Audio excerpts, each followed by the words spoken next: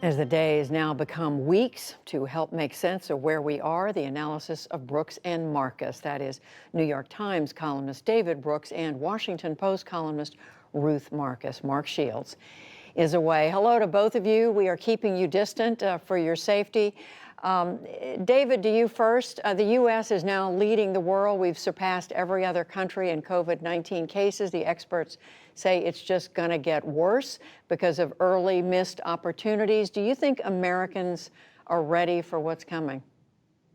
Well, they've been ready so far. I think the reaction, people are taking it seriously. They are doing the distancing. I've been on Zoom calls with thousands of people this week, it seems, and people are volunteering to help each other out in ways that are safe. And so I've been really impressed by the American public's reaction.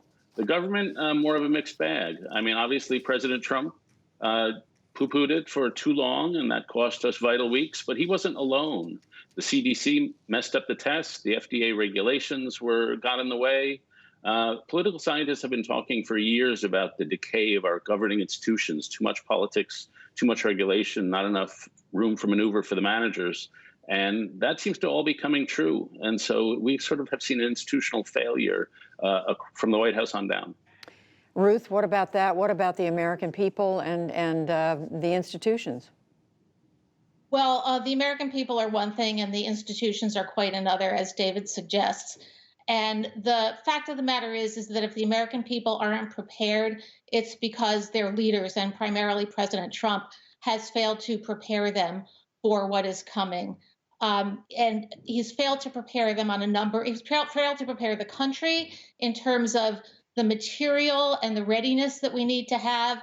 He's failed to prepare them with a clear and consistent message about how we are going to defeat what he calls this invisible virus and this invisible killer. While the show was on, he was on television in his nightly self-congratulatory moment, and he was complaining about the governor of Michigan as she was on your air, and complaining about the governor of Washington, and saying he had told Mike Pence, if they're not nice to you, don't call them. If they don't treat you good, don't call them. That is not presidential. That is petty and beneath what the country deserves and needs at this point. David, what about President Trump's leadership now? Yeah, I think the word I would use was inconstant, most of all. We're used to his self-focus. We're used to the narcissism. We're used to this, I want people to love me all the time. But it's extremely unnerving in a time like this when the president says we don't need ventilators in 1 hour and says we desperately need them the next hour. That is just a nerve-jangling problem. The irony is that if somebody like Steve Bannon had been in the White House, he saw this problem early. It sort of filtered into his ideological priors. The intelligence community saw this problem early. It was the president doing what he thought would serve him best for his reelection that caused him to talk this down for so long. And when he gets a bad press, like about General Motors, a story that suggests he's dragging his feet, then he reacts to that. So he's reacting to the latest bit of bad press, which just leads to this pattern of inconstancy. So, Ruth, we do have Congress passing, agreeing, and the president's now signed at this $2.2 trillion historic amount of money is supposed to go directly to aid Americans who are hurt by the response to this pandemic. How much help do you think it's going to make? It's going to make a lot of help. This is in a bad time. This was a good moment. There were problems along the way. There were disagreements along the way. But the fact that Congress could pass this quickly a package of this amazing magnitude, 2.2 trillion, we've now spent almost 3 trillion to get agreement. These guys can't even rename a post office, and they managed to do this.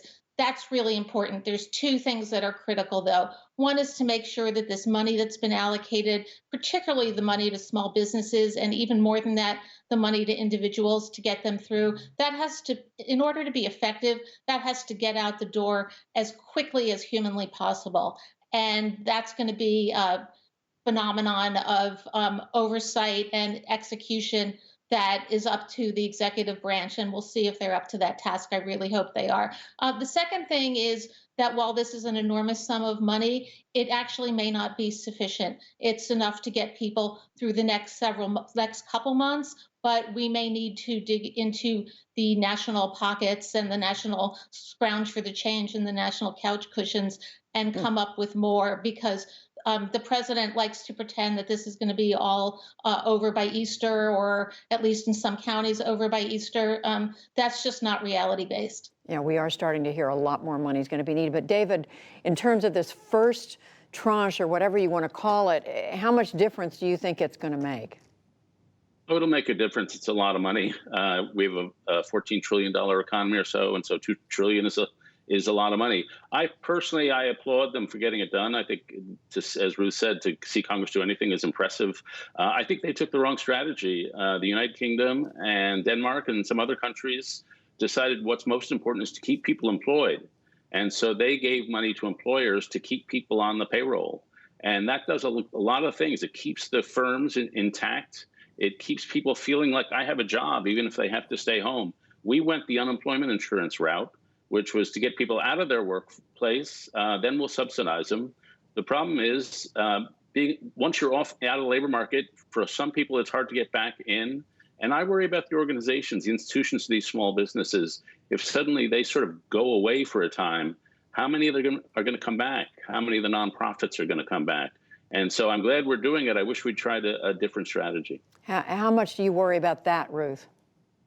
Well, I worry that if we were going to do that, we would have needed to do it earlier, because so many of these places have already laid people off, and the imperative is to get money to them quickly. But I don't disagree that that might have been a better strategy. The thing that I worry about more in the immediate term is also making sure, I just want to go back to this supply chain question and the move that the president made today to invoke the Defense Production Act, because these are things that also are imperative to have done months ago. We should have been understanding that there was going to need to be a need for ventilators, that we should have started, whether you invoke the Defense Production Act or you do it another way, to start making sure that those masks and those ventilators are in the chain and ready to go and ready to be supplied. And we need, David talked about the inconstancy of the message. We need a constant and rational message from the president, but we also need one person in charge of making sure that all of these, as we are sending out these very needed checks to businesses and millions of people, we also need to be deploying these supplies to the hospitals and the healthcare workers, because if we don't get this under control, we're just going to keep hemorrhaging money while this virus just devastates us. And you do, David, hear the criticism that because this wasn't done or organized earlier, people are going to die. Yeah, that seems absolutely true. And it's simple, overreact. There has not been a moment where somebody has overreacted. Everything that seems like an overreaction is the right reaction.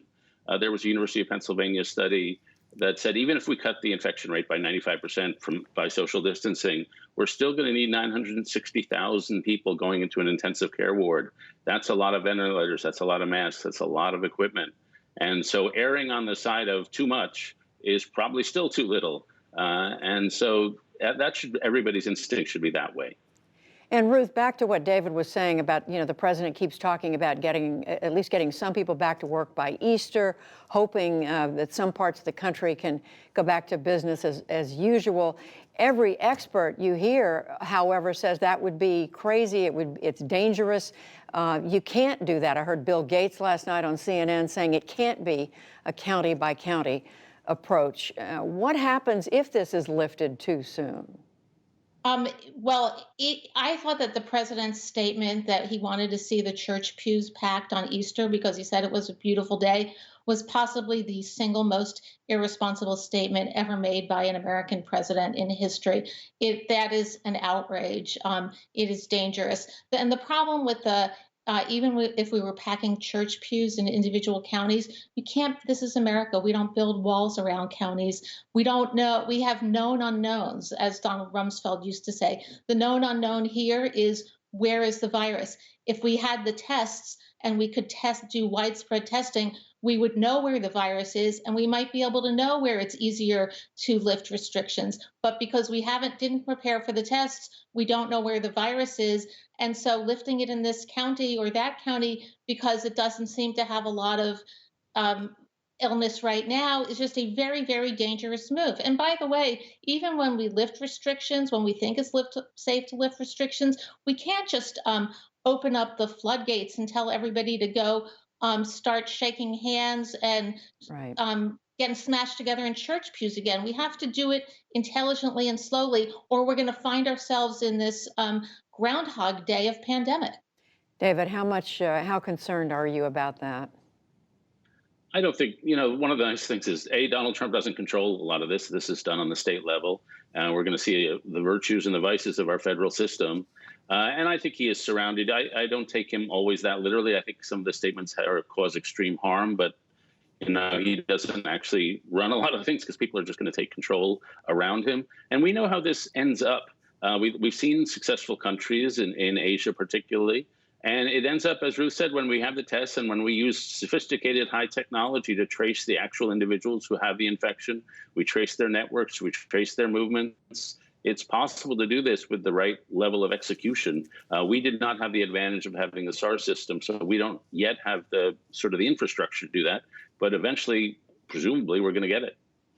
And very finally, we've got less than a minute. Ruth, Joe Biden, Bernie Sanders still out there running for president. Is that presidential race even relevant anymore? Right now, we're all COVID-19 all the time, and there is nothing else that people can think about, talk about, dream about. And so I think, in a sense, this is just a moment where, first of all, for Bernie Sanders, the moment for him to go gracefully is probably behind us, but it just shuts off any oxygen that he had left for his campaign. I don't really know what his point is right now at this time of national emergency. For Vice President Biden, he just needs to find his voice in this moment, but also just to make sure it doesn't look too political. And just a quick final word, David. There's nothing Joe Biden needs to do right now. It's March. The election will be in the fall. And if he does nothing, he'll be fine. David Brooks, Ruth Marcus, please stay safe. Thank you both. You too. Yeah.